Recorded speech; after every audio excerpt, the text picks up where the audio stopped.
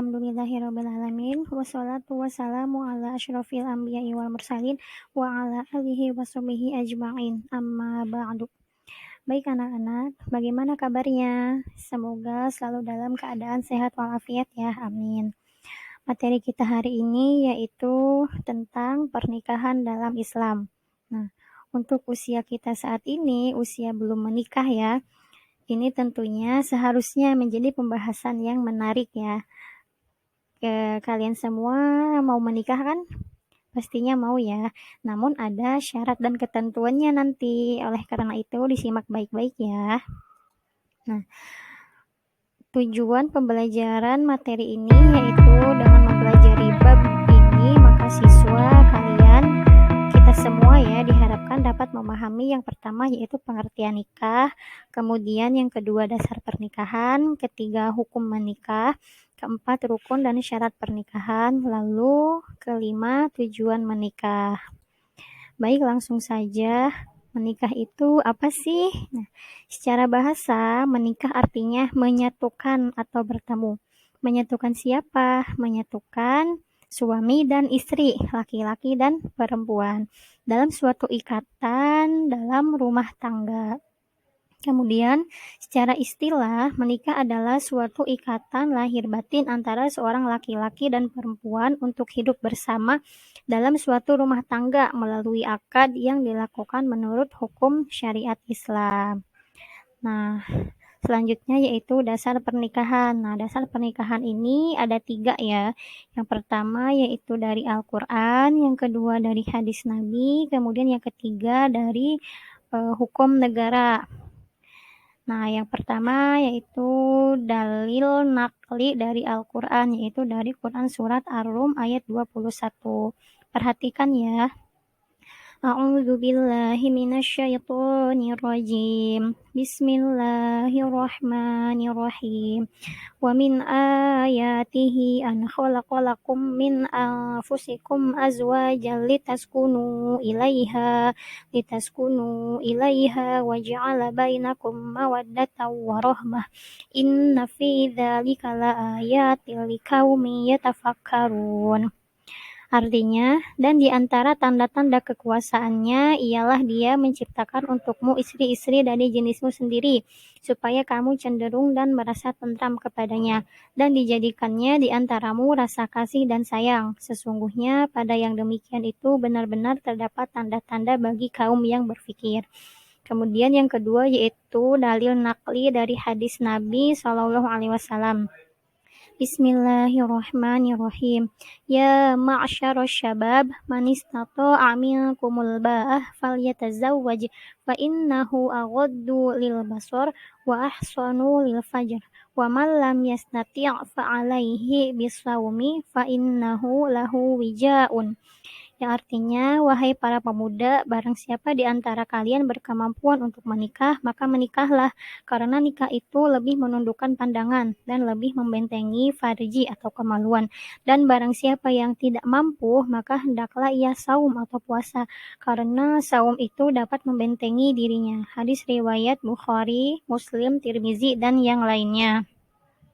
Nah, keinginan untuk menikah adalah fitrah manusia ya, karena setiap manusia yang sudah dewasa dan sehat jasmani serta rohaninya pasti membutuhkan teman hidup yang berlainan jenis. Teman hidup yang dapat memenuhi kebutuhan biologis, yang dapat dicintai dan mencintai. Untuk itu, bagi siapa saja yang sudah siap untuk menikah, maka diharuskan untuk segera menikah. Karena dengan menikah dapat menundukkan syahwat sehingga tidak terjerumus pada kemaksiatan atau zina. Lalu dasar pernikahan yang ketiga adalah hukum negara. Kenapa hukum negara? Karena kita tinggal di Indonesia, yang mana Indonesia itu adalah negara hukum. Nah, yaitu Undang-Undang Nomor 1 Tahun 1974 tentang pernikahan, yang bunyinya bahwa perkawinan ialah ikatan lahir batin antara seorang pria dengan seorang wanita sebagai suami istri dengan tujuan membentuk keluarga yang kekal dan bahagia berdasarkan ketuhanan yang Maha Esa. Nah, lalu hukum pernikahan. Menurut sebagian besar ulama, hukum nikah itu adalah mubah atau boleh dalam nah, dalam artian boleh dikerjakan atau boleh ditinggalkan. Meskipun demikian, ditinjau dari segi kondisi orang yang akan melakukan pernikahan, maka hukum nikah itu dapat berubah menjadi 5, jadi 4 ya, yaitu wajib, sunnah, makruh, dan haram. Langsung saja hukum nikah yang pertama yaitu jaiz atau mubah. Ini adalah hukum asli pernikahan. Kemudian yang kedua yaitu wajib. Wajib bagi siapa? Yaitu wajib bagi orang yang telah mampu menikah. Bila ia tidak menikah, khawatir ia akan terjerumus ke dalam perzinahan. Nah, oleh karena itu, seseorang yang sudah mampu, sudah siap untuk menikah, maka segeralah untuk menikah, karena jika tidak menikah maka khawatir akan terjerumus ke dalam maksiat atau ke dalam dosa zina. Kemudian hukum nikah yang kedua adalah sunnah. Sunnah bagi orang yang sudah mampu menikah tetapi masih sanggup mengendalikan dirinya dari godaan yang menjerumus kepada perzinahan. Jika sudah mampu tetapi masih mampu mengendalikan diri, maka boleh untuk segera menikah dan boleh juga untuk ditunda nikahnya gitu ya. Kemudian makruh. Makruh itu artinya dibenci, yaitu bagi orang yang akan melakukan pernikahan dan telah memiliki keinginan atau hasrat tetapi ia belum mempunyai bekal untuk memberikan nafkah tanggungannya. Nah, jadi bagi orang yang sudah ingin menikah, sudah mempunyai hasrat tetapi dia belum siap dalam hal finansial ya, terutama dalam hal ekonomi, maka jika dia tetap melakukan pernikahan maka pernikahannya itu dimakruhkan gitu atau dibenci. Karena kenapa? Karena dia khawatir tidak bisa memberikan nafkah kepada keluarganya nanti, kepada istrinya nanti. Kemudian hukum nikah yang terakhir yaitu haram. Haram bagi siapa? Yaitu bagi orang yang akan melakukan pernikahan tetapi dia mempunyai niat yang buruk seperti niat menyakiti istrinya atau niat buruk lainnya. Nah, ini adalah uh, orang yang diharamkan untuk menikah ya.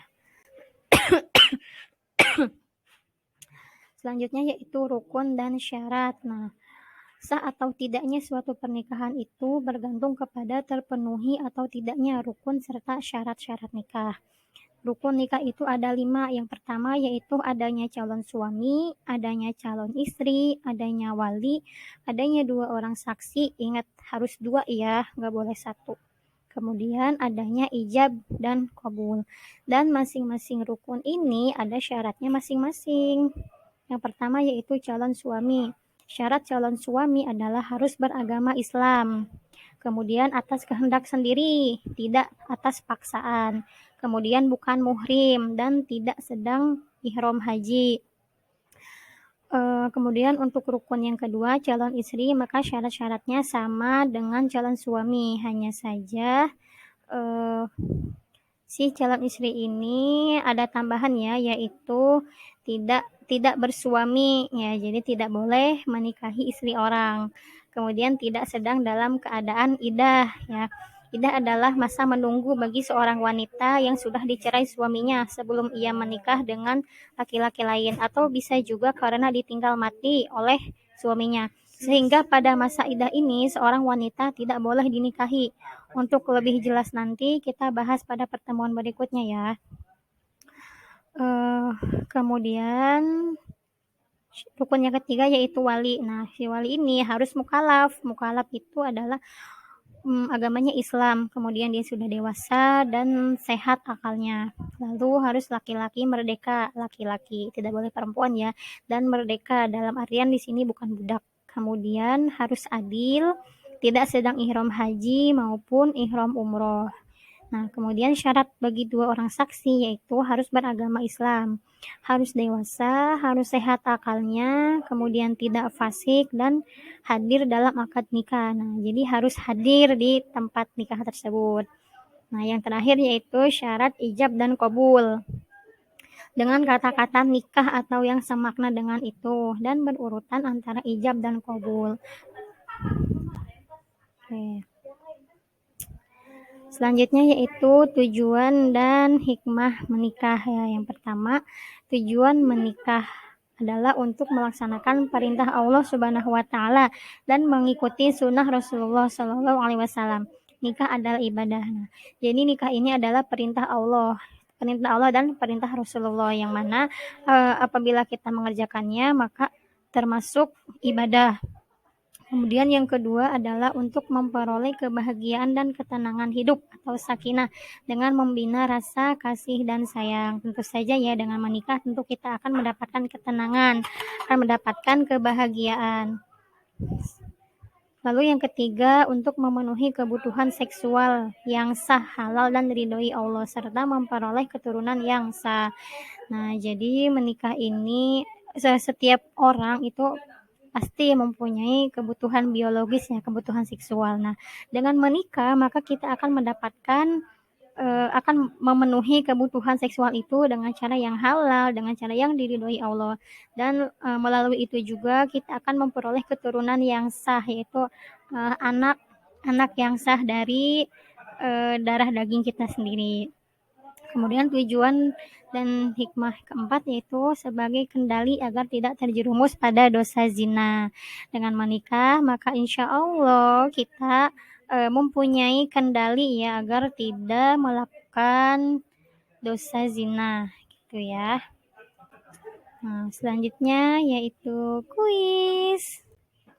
Silakan adik-adik sebutkan hikmah dan tujuan dalam pernikahan. Tulis jawaban kalian di kolom komentar ya. Ibu tunggu. Oke, alhamdulillah kita telah menyelesaikan pembahasan menikah dalam Islam. Namun ini adalah sesi 1 ya. Insya Allah sesi 2 ada di video selanjutnya. Baiklah, mari kita tutup kelas ini dengan pembacaan hamdalah alhamdulillahirabbil alamin.